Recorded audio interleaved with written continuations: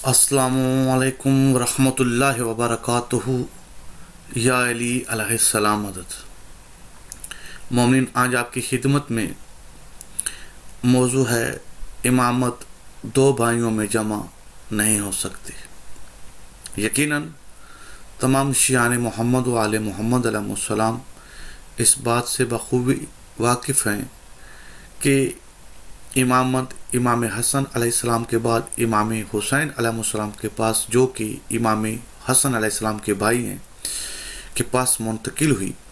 और फिर अल्लाह ने यह कानून बना दिया, उसकी हुज्जतों ने इस कानून को वाज़ेह कर दिया कि अब इमामत दो भाइयों में जमा नहीं होगी, बल्कि इमामत बाप के बाद बेटे को मिलेगी। अक्सर भाई सोच रहे होंगे कि ये बात तो सबको मालूम है, बताने की क्या ज़रूरत है। तो बहुत अहम और बहुत ही ज़रूरत थी जिसकी बुनियाद पर यह वीडियो बना रहा हूँ, क्योंकि अगर जिस तरह हम ये सोच रहे हैं कि ये सबको मालूम है, तो जो लोग भी तारीख़ का मुतालिया करने वाले हैं वो बखूबी वाकिफ़ हैं। फिर जब इमामत का ये फ़ैसला हो चुका था कि इमामत अब दो भाइयों में जमा नहीं होगी, तो फिर कभी भी कोई शिया इस कानून के बाद किसी भाई को इमामत में शामिल न करता। लेकिन जब हम तारीख़ को देखते हैं तो तारीख़ की कुतुब में ये मिलता है और हदीस की कुतुब में ये मिलता है कि बाद आज इमाम हुसैन अलैहिस्सलाम कुछ शियों ने अपनी तरफ से सरकार हनफिया को इमाम तस्लीम कर लिया था। और सरकार हनफिया जो थे वो जानते थे कि हकीकी इमामत के वारिस जो हैं वो फ़कत और फ़कत इमाम ज़ैनुल आबिदीन अलैहिस्सलाम हैं। लेकिन सरकार हनफिया ने ये दलील कायम करने के लिए कि अगर मैंने बग़ैर दलील कायम किए इन लोगों को इस अक़ीदे से मना किया तो ये कभी भी अपने अक़ीदे से बाज नहीं आएंगे। तो सरकार हनफिया ने इमाम सैयदुल साजिदीन अलैहिस्सलाम, इमाम ज़ैनुल आबिदीन अलैहिस्सलाम से इस बारे में बात की। तो इमाम ज़ैनुल आबिदीन अलैहिस्सलाम ने ये फ़ैसला किया कि हम सब मिल के हजर अस्वद के पास चलते हैं, बस आप हजर अस्वद को सलाम करें। अगर आपके सलाम के जवाब में हजर अस्वद सलाम का जवाब देती है तो यकीनन आप इमामत के वारिस हैं, और अगर वो आपके सलाम का जवाब ना दे और मेरे सलाम का जवाब दे तो यकीनन इमामत का वारिस मैं। तो सरकार हनफिया ने इस दलील को, जो दलील इमामत थी, इसको कायम करने के लिए हजर अस्वद के पास आ गए और सरकार हनफिया ने हजर अस्वद को सलाम किया, लेकिन सलाम का जवाब ना आया। तो उसके बाद सरकार हनफिया ने इमाम ज़ैनुल आबिदीन अलैहिस्सलाम से कहा कि आप हजर अस्वद को सलाम करें। तो इमाम ज़ैनुल आबिदीन अलैहिस्सलाम ने जब हजर अस्वद को सलाम किया तो हजर अस्वद ने सलाम का जवाब दिया। और उसी वक्त सरकार हनफिया ने वो लोग जो सरकार हनफिया की इमामत के कायल हो चुके थे उन पर दलील कायम की कि देख लो, अगर मैं इमाम होता तो हजर अस्वद मेरे सलाम का जवाब देता, लेकिन हजर अस्वद ने मेरे सलाम का जवाब नहीं दिया और इमाम ज़ैनुल आबिदीन अलैहिस्सलाम के सलाम का जवाब दिया है, लिहाजा ये दलील इमामत इनके पास है। तो अब हम सब का हक बनता है कि इनकी इमामत को तस्लीम करें। यह सिलसिला यहाँ नहीं रुका, बल्कि इसके बाद भी कुतुब तारीख़ भरी हुई हैं कि बहुत से लोगों ने जो है अपनी मर्ज़ी से दलाइल इमामत जो हैं, दलाइल इमामत पर अपने पास बना के, और फिर इस ही तरह बाद आज इमाम ज़ैनुल आबिदीन और सरकार हनफिया बाकी आइमा के दौर में भी होता रहा। लोग अपनी तरफ से दलील इमामत बनाते रहे और इमाम अलैहिस्सलाम की औलादों में अपनी मर्ज़ी से किसी एक को इमाम बना लेते, और ये सिलसिला रुका नहीं, चलता रहा। जबकि हम देखते हैं और तमाम शियान मोहम्मद वाले मोहम्मद अलैहिस्सलाम इस बात के गवाह हैं कि जब ये फैसला हो चुका था कि इमामत अब दो भाइयों में जमा नहीं हो सकती, तो सवाल ये पैदा होता है कि उस वक्त फिर लोगों ने ये काम क्यों किया। तो मोमिनीन हर दौर में आइमे मासूमीन अलैहिस्सलाम के जो पास बैठने वाले थे वो सब मुखलस नहीं थे, उनमें कुछ लोग मुनाफिक भी आके बैठते थे और जो लफ्ज़ी इमामत को मानते थे, हकीकी इमामत की मार्फत नहीं रखते थे, इसलिए वो अपनी मर्ज़ी से किसी एक को भी इमाम बना लेते थे। आज हम जिस सिलसिले में ये बात कर रहे हैं और इस मौजू को आपके सामने पेश कर रहे हैं, इसका फ़कत और फ़कत मकसद ये है कि इस मनसब में नसब को नहीं देखा जाता। अगर नसब को देखना ही ज़रूरी होता तो फिर मौला अली अलैहिस्सलाम के बाद उनके 18 के 18 बेटे या 12 के 12 बेटे ही इमाम होते, लेकिन हमको ऐसा नहीं मिलता, क्योंकि यहाँ नसब की बात उस वक़्त होगी जब मनसब साहिब मनसब, जैसा कि हम तमाम शियान आले मोहम्मद अलैहिस्सलाम जानते हैं कि ये मनसब इमामत किसी बंदे के पास इख्तियार नहीं कि किसी को इमाम बना ले या नबी या रसूल, तो अल्लाह की तरफ से ये मनसब है और अल्लाह ने ये ऑलरेडी बना दिया है, इस मनसब को रख दिया है। बस एक इमाम अपने बाद वाले इमाम की फ़कत निशानदेही करता है कि ये मेरे बाद इमाम है, अपनी तरफ से वो इमाम किसी को नहीं बनाता। तो साबित हुआ कि वो सल्बे इमामत में ही इमामत होती है, इमाम खुद बनाता नहीं। बस इमाम का काम होता है अपने बाद वाले जानशीन या इमाम की सख्त तारफ़ करवाता है कि मेरे बाद ये इमाम है। लेकिन किसी मकाम पर ऐसा भी होता है, जिस दौर में हम बैठे हुए हैं, कि अब इमाम हसन अस्करी अलैहिस्सलाम ज़ाहिरी तौर पर ख़ुद मौजूद नहीं कि लोगों के सामने अपने बेटे को बिठा के कह दें कि ये मेरा बेटा है, अब मेरे बाद ये इमाम होगा। तो यहाँ अब बाकी तमाम बातें जो हैं वो साबिक़ा आइमा के दौर में, क्योंकि वो हर इमाम पहला इमाम बाद वाले इमाम के साथ साथ मौजूद रहा, तो वो नस में आसानी थी कि वो लोगों के सामने बयान कर देते कि मेरे बाद मेरा ये बेटा जो है ये इमाम है। लेकिन जिस दौर गैबत में हम बैठे हुए हैं, इस दौर गैबत में ना इस आखिरी हुज्जत से पहली हुज्जत मौजूद है और ना हम आखिरी हुज्जत के सामने को देख सकते हैं, ना मिल सकते हैं। तो लिहाजा अब यहाँ जब भी इस हुज्जत की पहचान होगी तो यकीनन कुछ ऐसे दलाइल हैं जिन दलाइल की बुनियाद पर ही ये जो है इस इमामत की पहचान होगी। इसके अलावा हम इस इमामत को नहीं पहचान सकते। क्यों नहीं पहचान सकते? क्योंकि अगर फ़कत ये कहा जाए कि पहली हुज्जत खुद उसका तारफ़ कराती है बाद वाली हुज्जत का, तो इस दौर में जिस दौर में हम बैठे हुए हैं, इस दौर में 11वीं हुज्जत खुदा और 12वीं हुज्जत के जो वालिद हैं वो ज़ाहिरी तौर पर हमारी आंखों के सामने मौजूद नहीं हैं।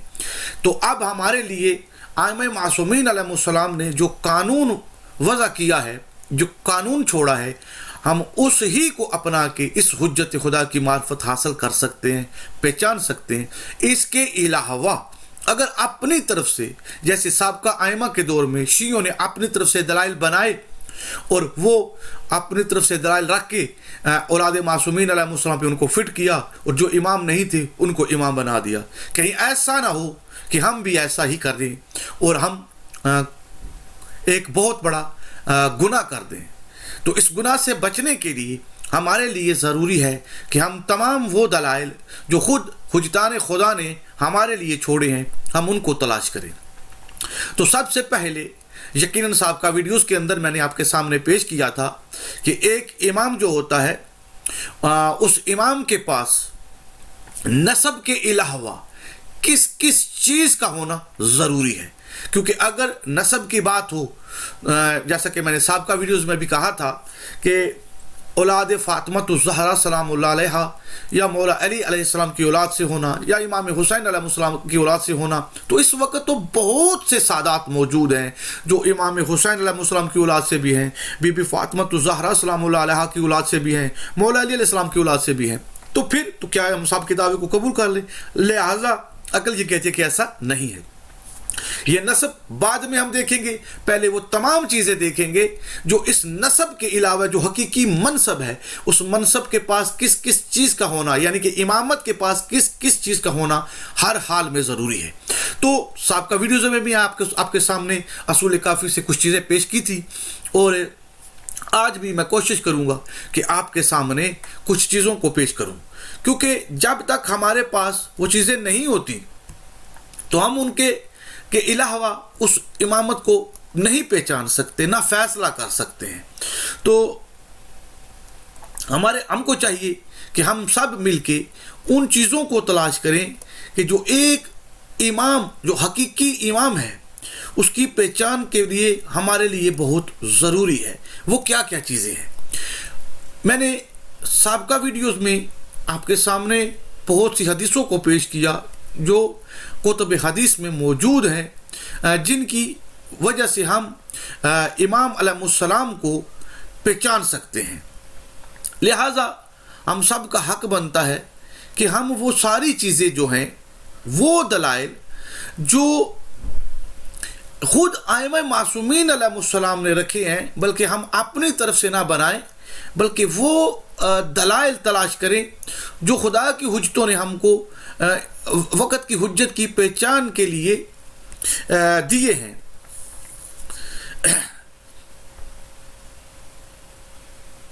खैर, मैं कोशिश कर रहा हूँ कि वो तमाम चीज़ें जो हैं, हम सब का हक बनता है कि हम वो तलाश करें कि एक हुज्जत खुदा के पास वो क्या क्या चीज़ होती है जिसकी बुनियाद पर हम पहचान सकते हैं। मैं एक हदीस जो है आपके सामने पेश करता हूँ असूल काफ़ी से। ये असूल काफ़ी की जिल्द नंबर 2 में है। जैसा कि आप जानते हैं कि इस किताब से ही मैं ज़्यादातर हदीस से आपके सामने पेश करता हूँ। आज भी मैं कोशिश करूँगा कि एक हदीस आपके सामने पेश करूँ। कुरान के अंदर एक आयत है जो एक साइल इमाम जाफ़र सादिक अलैहिस्सलाम के पास आया, तो उसने आके इस आयत को पेश किया और इमाम जाफ़र सादिक अलैहिस्सलाम से सवाल किया कि मौला, इस आयत में ये जो रसूल खुदा के जो क़राबतदार हैं, जो रिश्तेदार हैं, इनमें बाज़ को बाज़ से फजीलत जो हासिल है, ये जिनको ज़्यादा फजीलत हासिल है क़राबतदारों में, वो कौन है? तो इमाम जाफ़र सादिक अलैहिस्सलाम ने फरमाया कि रसूल खुदा के तो बहुत से रिश्तेदार हैं, लेकिन इस आयत में जिनको बाज़ को बाज़ पर फजीलत दी गई है, वो फ़कत 12 इमाम हैं जिनको फजीलत है। बाकी ख़ानदान में, और बाकी सारे के सारा ख़ानदान जो है वो ये हक़ नहीं रखता कि इस फजीलत में ख़ुद को शामिल करें, क्योंकि ये मनसब इमामत है और खुदा इस ही मनसब की बात और इसकी अफजलियत की बात कर रहा है इस आयत के अंदर। तो ये हदीस जो है मैं आपके सामने पेश कर देता हूँ। रावी कहता है कि मैंने इमाम जाफ़र सादिक अलैहिस्सलाम से इस आयत के मुतल्लिक़ पूछा कि फरमाया, खुदा ने इमाम अव्वल को हुक्म दिया कि वो इसरार इमामत अपने बाद वाले इमाम के सपुर्द कर दे और वो शय इसे दे दे जो इसके पास है। इस हदीस में कुछ ऐसी चीज़ है, इसरार इमामत की बात हो रही है, और साबिक़ा कुतुब के अंदर हदीसों के अंदर मैंने आपके सामने पेश किया था कि उनमें बताया गया है कि इसरार इमामत जो है इल्म उसके अलावा इसमें आज़म और तबरकात रसूल खुदा सल्लल्लाहु अलैहि वसल्लम एक इमाम के पास होना हर हाल में ज़रूरी है। یعنی کہ نسب کی بات اس وقت آئے گی جب یہ باقی دلائل اس دعویٰ کرنے والی ہستی سے ثابت ہو جائیں گی، تو اب اس کا نسب دیکھا جائے گا کہ کیا واقعتاً وہ اس نسب میں شامل ہے، اولاد فاطمۃ الزہرا سلام اللہ علیہا میں شامل ہے، ان کی اولاد میں سے ہیں یا نہیں، امام حسین علیہ السلام کی اولاد میں سے ہیں یا نہیں، امام علی علیہ السلام کی اولاد میں سے ہے یہ جو دعویٰ کرنے والا ہے یا نہیں، کس کے ساتھ؟ ان دلائل کے ساتھ جو تبرکات ہیں، جو وصیت نامہ ہے، اور اس کے بعد اسرار الہیہ ہیں، اور اس حجت خدا کے پاس جو ایک حجت کے بعد دوسری حجت ہوتی ہے اس کے پاس ہر حال میں ہونا ضروری ہے۔ تو آج ہم دیکھیں گے کتب حدیث میں کہ وہ کیا کیا چیزیں ہیں جو ایک حجت خدا کے پاس ہونا بہت ضروری ہے، جس میں نے آپ کے سامنے تابوت سکینہ کا ذکر کیا کہ تابوت سکینہ بھی جو ہے وہ امام کے پاس ہونا ہر حال میں ضروری ہے۔ اور تابوت سکینہ جو ہے اس کے بارے میں بھی جو جانتے یقیناً وہ تو جانتے ہیں، جو نہیں جانتے وہ کتب حدیث کی طرف رجوع کریں، بھری ہوئی ہیں کتب خصوصاً تابوت سکینہ کے لحاظ سے۔ تابوت سکینہ جو ہے، تابوت سکینہ کے اندر یہ میں آپ کے سامنے پیش کرتا ہوں کچھ حدیثیں اصول کافی سے۔ یقیناً کتاب جو ہے اسکرین پر ابھی آپ دیکھیں گے، میں آپ کے سامنے پیش کر دیتا ہوں، آپ آئیں اس کتاب کو دیکھیں۔ کتاب کا نام میں نے آپ کو پہلے بتا دیا ہے، اصول کافی ہے، باقی آپ اسکرین پر خود دیکھ لیں۔ یقیناً اسکرین پر کتاب آپ کو نظر آ رہی ہے، یہ کتاب جو ہے اصول کافی باب نمبر 61 ہے، وہ امور جو واجب کرتے ہیں حجت امام علیہ السلام کو، یعنی کہ وہ کیا کیا چیز ہے جو ایک حجت کے پاس ہونا ضروری ہے۔ یہاں پہلی حدیث جو ہے ابو نصر سے ہے، اور روایت ہے کہ میں نے امام رضا علیہ السلام سے پوچھا جب امام مر جائے تو اس کے بعد والے امام کو کیسے پہچانے؟ فرمایا امام کے لیے کچھ علامات ہیں، ان میں سے ایک یہ ہے کہ وہ اکبر اولاد کا پدر ہو اور اس کی فضیلت اور وصیت ہو، اس کے پاس فضیلت اور وصیت ہو، اور جب بیرونی مقامات سے لوگ آئیں اور پوچھیں فلاں نے اپنا وصی کس کو بنایا، تو لوگ کہہ دیں کہ فلاں کو، یعنی اس کے متعلق شہرت بھی ہو، اور نبی صلی اللہ علیہ وآلہ وسلم کے ہتھیار ہم میں بجائے اس تابوت کے ہیں جو بنی اسرائیل میں تھے۔ امامت کے پاس ہتھیار ہوتے ہیں چاہے امام کہیں بھی ہو۔ یقیناً یہ حدیث آپ نے دیکھی کہ معصومین علیہ السلام نے فرمایا اس حدیث کے اندر کہ سب سے پہلی جو چیز ہے جو امام ہوتا ہے، اس امام کے پاس پہلے چیز جو تھی وہ فضل ہوتا ہے، اور فضل کے ساتھ وصیت ہوتی ہے۔ اب وصیت تو یقیناً آپ جانتے ہیں، یہ فضل کیا ہوتا ہے اس پر انشاءاللہ آگے چل کے بات کریں گے، خود حدیثیں ہی آپ کے سامنے وضاحت کر دیں گی کہ وہ فضل کیا ہے۔ اور اس کے ساتھ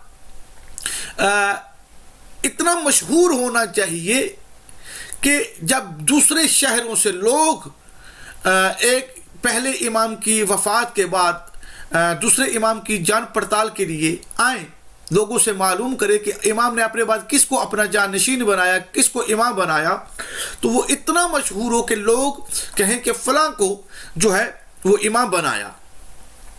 تو اس کے پاس جو سب سے بڑی چیز ہے جس کو امام بنایا، اس کے پاس کیا ہونا چاہیے؟ معصومین علیہ السلام نے فرمایا کہ نبی کریم صلی اللہ علیہ وآلہ وسلم کے کچھ ہتھیار ہیں، کچھ تبرکات ہیں جو اس امام کے پاس ہوتے ہیں، اور اس ہی سے ثابت ہوتا ہے کہ وہ جو ہے بعد از اپنے والد پہلے امام کے بعد اب وہ امام ہوگا۔ تو اس حدیث میں آپ نے دیکھ لیا، ہم کوشش کرتے ہیں کہ آگے چلتے ہیں، دوسری حدیث کو بھی دیکھتے ہیں کہ دوسری حدیث کے اندر کیا بیان ہوا ہے۔ تو یقیناً دوسری حدیث آپ کی آنکھوں کے سامنے ہے، آپ دیکھ رہے ہیں، یہ متن حدیث ہے۔ یقیناً تھوڑی دیر چھوڑتا ہوں تاکہ کوئی جو عربک متن پڑھ سکتا ہے وہ متن پڑھ لے، اور پڑھنے کے بعد وہ دیکھ لے کہ اس حدیث کے اندر کیا بیان ہوا۔ یہ دوسری حدیث راوی کہتا ہے کہ میں نے امام جعفر صادق علیہ السلام سے پوچھا، امر امامت کو بجبر لینے والا اور غلط دعویٰ کرنے پر حجت کیوں کر تمام ہو؟ فرمایا اس سے حلال و حرام کے متعلق پوچھا جائے کہ اگر کوئی شخص جھوٹا دعوی امامت کرتا ہے تو اس کی پہچان کا کیا طریقہ ہے؟ تو مولا نے فرمایا اس سے حلال اور حرام کے متعلق پوچھا جائے۔ پھر میری طرف متوجہ ہو کر فرمایا 3 قسم کی حجتیں ہیں اے سوال کرنے والے، امام کی پہچان کے لیے 3 قسم کے دلائل ہیں، تم ان کے ذریعے اس کی پہچان کر سکتے ہو جو سوائے امام کے کسی میں نہیں پائی جاتی۔ یہ جو 3 قسم کے دلائل ہیں نا، یہ سوائے حقیقی امام کے علاوہ کسی کے پاس نہیں پائے جاتے۔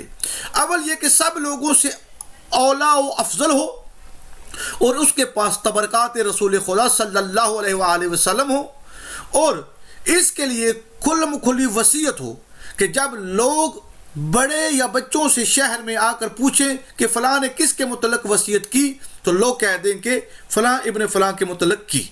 یقیناً اس حدیث کے اندر وضاحت کرنے کی ضرورت نہیں ہے، اس حدیث نے خود کافی چیزوں کی وضاحت کر دی ہے۔ آگے چلتے ہیں، ایک حدیث اور پڑھتے ہیں۔ امام جعفر صادق علیہ السلام سے کسی نے پوچھا معرفت امام کس شے سے ہوتی ہے؟ فرمایا ظاہری وصیت اور فضیلت سے۔ کوئی امام کو منہ شکن اور شرمگاہ کا تانا نہیں دے سکے گا کہ وہ جھوٹا ہے اور مال حرام کھاتا ہے کہ زنا کا مرتکب ہوتا ہے۔ یعنی کہ امام جو ہوتا ہے اس کے اندر یہ صفات بھی ہوتی ہیں۔ ایک تو سب سے بڑی اس کی فضیلت یہ ہے کہ کوئی شخص بھی، یعنی کہ جو ظاہری دنیا میں زندگی گزارتا ہے، کوئی شخص بھی اس کا کوئی عیب جو ہے وہ بیان نہیں کر سکتا، اور وہ مال حرام بھی نہیں کھاتا اور جھوٹ بھی نہیں بولتا، اور عدل کو ہر وقت قائم کرتا ہے۔ چاہے اس کے دشمن بھی اس کے پاس کوئی فیصلہ لے کے آئیں تو وہ عدل پر ہی فیصلہ کرتا ہے۔ تو ان حدیثوں کے اندر یقیناً آپ نے دیکھا یہ حدیثیں جو ہیں آپ کے سامنے موجود تھی، جس میں ائمہ معصومین علیہ السلام نے بیان فرمایا کہ ایک امام کی پہچان کی کیا کیا ذرائع ہیں، اور سابقہ جو اس سے پہلے میں نے جہاں سے ابتدا میں نے کی اس میں یہ بھی بتایا گیا کہ ایک طرف نسب بھی ہے، لیکن نسب کے ساتھ ساتھ کچھ یہ دلائل ہیں، کیونکہ ظاہری طور پر جو 11 حجتیں ہیں، ان 11 حجتوں سے پہلے 11ویں حجت سے پہلے 10 حجتیں جب موجود تھیں تو ایک حجت کے بعد جو دوسری حجت ہونے والی حجت تھی وہ موجود ہوتی تھی، اور پہلی حجت اس کی نشاندہی کر دیتی تھی۔ لیکن سب سے بڑا مسئلہ اب یہ ہے کہ جس دور میں ہم بیٹھے ہوئے ہیں اس دور کے اندر اب پہلی حجت جس نے تصدیق کرنی ہے بعد والی حجت کی، وہ حجت موجود نہیں۔ تو اب ہم نے جب بھی پہچان کرنی ہے تو ان دلائل، ان صفات کی بنیاد پر کرنی ہے۔ کیوں کرنی ہے؟ کہ ہماری مجبوری یہ ہے کہ سابقہ ائمہ کے دور میں جو شیعہ تھے ان کے لیے تو آسانی تھے، بہت آسانی تھی۔ کیا آسانی تھی؟ کہ پہلی حجت خود موجود ہوتی تھی اور وہ بعد والی حجت کا لوگوں کو خود ہی بتا دیتی تھی کہ اب میرے بعد یہ حجت ہے۔ لیکن جس دور میں ہم بیٹھے ہوئے ہیں اس دور میں 11ویں حجت جو ہے وہ 12ویں حجت کی نشاندہی کرنے والی وہ بذات خود ظاہری طور پر ہم لوگوں میں موجود نہیں ہے جس سے ہم سوال کریں اور وہ حجت ہم کو بتا دے۔ لیکن اب ہم نے جو بھی پہچان کا ذریعہ ہے ہمارے پاس وہ فقط یہ چیزیں ہیں، وہ دلائل ہیں، وہ صفات ہیں جن کے ذریعے سے ہم اس حقیقی حجت خدا کو پہچان سکتے ہیں۔ تو نسب کی بات بعد میں آئے گی، نسب اس وقت ساتھ رکھا جائے گا جب یہ دلائل اس ہستی سے ثابت ہو جائیں گے، تو اس وقت پھر نسب کی بھی میرے خیال میں ضرورت نہیں پڑتی۔ جب یہ حقیقی دلائل امامت ثابت ہو جائیں تو یقیناً کیونکہ وہ اہل بیت علیہ السلام کی اولادوں میں اس کے علاوہ کسی اور کے پاس جا سکتے ہی نہیں، یہ قانون پہلے بیان ہو چکا ہے۔ تو یقیناً آپ کو ان باتوں سے، ان حدیثوں سے کافی فائدہ حاصل ہوگا۔ ان حدیثوں کو مزید پڑھیں اور دوسرے لوگوں تک بھی پہنچائیں تاکہ مومن جس چیز کے بارے میں نہیں جانتے وہ جان سکیں اور معرفت حجت خدا میں آسانی پیدا ہو۔ آج کے لیے اتنا کافی ہے، دعاؤں میں یاد۔ السلام علیکم ورحمۃ اللہ وبرکاتہ۔